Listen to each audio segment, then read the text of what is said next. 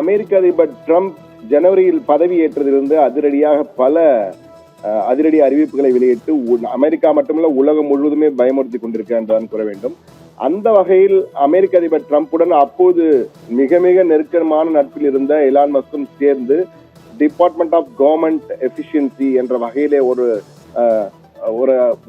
துறையை தொடங்கி வைத்து அதன் மூலமாக அமெரிக்க அரசின் செலவினங்களை குறைக்கப் போகிறோம் என அதிரடியாக பல திட்டங்களை கொண்டு வந்தார்கள்.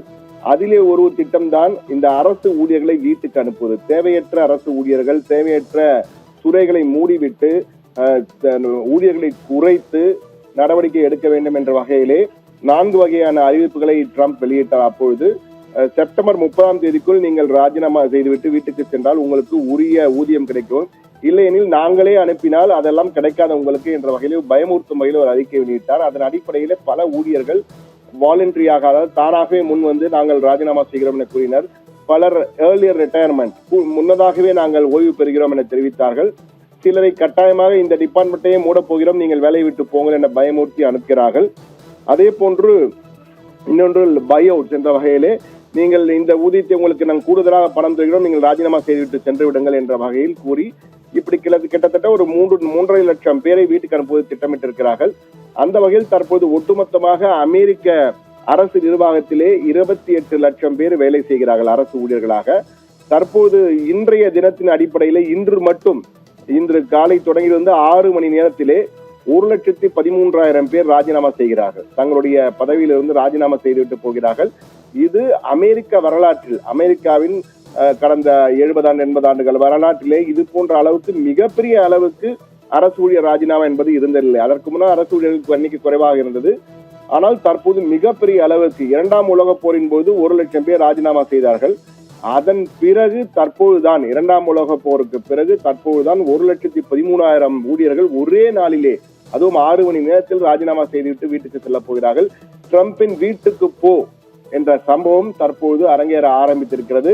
இது இதோடு முடிய போவதில்லை. அடுத்த 3 மாதங்களுக்குள் மேலும் 2.5 லட்சம் ஊழியர்கள் படிப்படியாக வீட்டுக்கு அனுப்பப்படுகிறார்கள். எனவே இந்த ஆண்டு முடிவுக்குள் 3.5 லட்சம் அரசு ஊழியர்கள் வீட்டுக்கு அனுப்பப்படுவார்கள் ராஜினாமா செய்து. அவர்களே தானாக சென்று என்றால் அப்பொழுதுதான் அவர்களுக்கு உரிய பணி பயன்கள் எல்லாம் கிடைக்கும். எனவே பணப்பலன்கள் கிடைக்க வேண்டும் என்பதற்காக எல்லோருமே செய்ய வேண்டிய வீட்டுக்கு செல்கிறோம் என்ற வகையில் செல்கிறார்கள். இல்லை என்றால் அனுப்பப்படுவார்கள் என்ற அச்சுறுத்தலும் கொடுக்கப்பட்டிருக்கிறது. ஆனால் இந்த திட்டத்தை அறிமுகப்படுத்தி ட்ரம்புக்கு பக்கபலமா இருந்த எலான் மஸ்கே இப்பொழுது ட்ரம்பிடம் இல்லை என்பதும் குறிப்பிடத்தக்கது. அவரும் தற்போது ட்ரம்புக்கு எதிரி போல் மாறிவிட்டார் என்றுதான் கூற வேண்டும். அந்த அளவுக்கு மாறிவிட்டார். இதனால் மிகப்பெரிய அளவுக்கு அமெரிக்க அரசு நிர்வாகத்திலே பெரும் சிக்கல்கள் ஏற்படும். நிர்வாக பணி என்பது முடங்கும் அபாயம் ஏற்பட்டிருப்பதாக அங்குள்ள அரசு ஊழியர்களும் பொதுமக்களுமே தெரிவிக்க ஆரம்பித்தார். குறிப்பாக நீங்கள் பார்த்திருந்தால் விவசாயத்துறை கடுமையாக பாதிக்கப்படும்.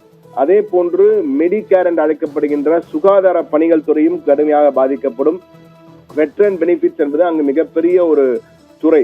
அதாவது ஓய்வு பெற்றவர்களுக்கு உரிய பணங்களை கிடைப்பது எல்லாம் உதவி செய்கின்ற ஒரு துறை அது, இந்த வெட்டரன் பெனிஃபிட் துறை என்று. அந்த துறை கடுமையாக, அதிலிருந்த ஊழியர்கள் பலர் வீட்டுக்கு அனுப்பப்படுவதால் கடுமையாக பாதிக்கப்படும் என கூறப்படுகிறது. எந்தெந்த துறைகள் கடுமையாக பாதிக்கப்படும் என்று பார்க்க வேண்டால், குறிப்பாக அக்ரிகல்ச்சர் டிபார்ட்மெண்ட், விவசாயத்துறையிலே 1 லட்சம் ஊழியர்கள் தற்போது இருக்கிறார்கள். கிட்டத்தட்ட 15,000 ஊழியர்கள் தற்போது வீட்டுக்கு 15% குறைகிறது. அதே போன்று சுகாதாரத்துறையிலே 82,000 ஊழியர்களில் 20,000 ஊழியர்கள், 24% பேர் வீட்டுக்கு செல்கிறார்கள். அதே போல அது மட்டுமில்லாமல் 62,000 பேர் அடிஷனல் லே ஆஃப் என்ற வகையில் செல்ல போவதால் சுகாதாரத்துறை பணிகள் முற்றிலுமாக முடங்கும் அபாயம் ஏற்பட்டிருக்கின்றதான் கூற வேண்டும். இது போன்று ஒவ்வொரு துறையும் கடுமையாக பாதிக்கப்பட்டுள்ளதால் அரசு நிர்வாகமே முடங்கும் என்ற அச்சுறுத்தல் இருக்கிறது. ஆனால் அமெரிக்க அரசின் உச்சநீதிமன்றம் ட்ரம்புக்கு ஆதரவாக இந்த உத்தரவை சரி என்று சொல்லியிருக்கிறது. ஆனால் தற்போது கேபிட்டல் என்ற அமெரிக்க நாடாளுமன்றத்திலே இதற்கான குடியரசுக் கட்சியும் ஜனநாயக கட்சி எம்பிக்களும் தற்போது மிகப்பெரிய அளவுக்கு ஒரு ஓட்டிங் வரப்போகிறது, வாக்கெடுப்பு. அதில் என்ன நடக்கப் போகிறது தெரியவில்லை. ஆனால் ட்ரம்பின் அதிரடிகளால் ஏற்கனவே உலக நாடுகள் மட்டுமல்ல அமெரிக்காவில் உள்ள பலரும் பயந்து போயிருக்கிறார்கள். அது மட்டுமின்றி கல்வித்துறையிலும் கடுமையான கிட்டத்தட்ட 8,000 ஊழியர்கள் கல்வித்துறையிலே நீக்கப்பட ராஜினாமா செய்துவிட்டு போகிறார்கள். எனவே கல்வித்துறை ஏற்கனவே நொடிந்து போயிருக்கும் அமெரிக்க கல்வித்துறையிலே இது மேலும் கடும் பாதிப்பை உள்ளூர் மக்களுக்கு ஏற்படுத்தும் என்று எதிர்பார்க்கப்படுகிறது. எனவே தற்போது ட்ரம்புக்கு எதிரான பல பரவலாக பல போராட்டங்கள் முன்னெடுக்கப்படும் நிலையில் தற்போது இந்த அரசு ஊழியர்கள் ராஜினாமா வீட்டுக்கு போ இந்த ட்ரம்பினுடைய அதிரடி, அதாவது இது ஏதோ ரிசெஷன் காரணமாக, பொருளாதார தேக்க நிலை காரணமாக இந்த நடவடிக்கை எடுக்கப்படவில்லை. அமெரிக்க அதிபர் ட்ரம்பினுடைய எக்ஸிகியூட்டிவ் ஆர்டர், அதிபரினுடைய அதிகாரப்பூர்வ நிர்வாக உத்தரவின் காரணமாக இந்த நடவடிக்கை எடுக்கப்படுவதால் ட்ரம்புக்கு எதிரான போராட்டங்கள் மேலும் வலுவடைவதற்கான வாய்ப்புகள் இருக்கிறது என்று கூறப்படுகிறது. இதனுடைய இந்த ஆபரேஷன், அதாவது இதற்காகவே ஒரு துறையை உருவாக்கி இருக்கிறார், டிபார்ட்மெண்ட் ஆஃப் கவர்மெண்ட் எஃபிஷியன்சி. அதன் கீழ் செயல்படுகின்ற office of management and budget, OMB என்று அழைக்கிறார்கள். OMB, office of management and budget என்ற வகையிலே அதனுடைய டைரக்டர் ரஸ் ஓட்ஸ் கூறும்பொழுது, இந்த நடவடிக்கை என்பது அதிபரின் உத்தரவின் பேரில் எடுக்கப்படுகிறது. இதனுடைய பாதிப்புகளை சமாளிப்பதற்கேற்ப நாங்கள் நடவடிக்கை எடுப்போம் என்ற வகையில் கூறியிருக்கிறார். ஆனால் ஒட்டுமொத்தமாக அமெரிக்க வெள்ளை மாளிகையிலிருந்து இயங்குகின்ற அந்த அமெரிக்க அரசனுடைய அதிபருடைய உத்தரவின் கீழ் அமெரிக்க அரசு செயல்படுகிறது. ஆனால் இது ஒட்டுமொத்தமாக அமெரிக்க அரசு இயந்திரத்தை முடக்கும் என்ற எதிர்பார்ப்பு இருக்கிறது. அதனுடைய பாதிப்புகள் அடுத்தடுத்த நாட்களிலே தெரிய வரும். இன்னும் ஒரு மாதத்திலே கடுமையான பாதிப்புகள் ஏற்படும் என்ற வகையிலே தற்போதே விமர்சனங்கள் கடுமையாக இருந்திருக்கின்றன. ஆனால் ஒரு 6 மணி நேரத்திலே 1 லட்சம் பேரை வீட்டுக்கு அனுப்புகின்ற ட்ரம்பின் உத்தரவு என்பது மிக மோசமான ஒரு சம்பவமாக பார்க்கப்படுகிறது. ஆனால் ட்ரம்ப் ஆதரவாளர்கள் இது மிக தரமான சம்பவம், இதனால் தேவையற்ற செலவினங்கள் குறைக்கப்படுகிறது, அமெரிக்கா மறுமலர்ச்சி அடைகிறது என்ற வகையிலே ட்ரம்புக்கு ஆதரவாகவும் ஒரு கூட்டம் சொல்லிக் கொண்டிருக்கிறார்கள்.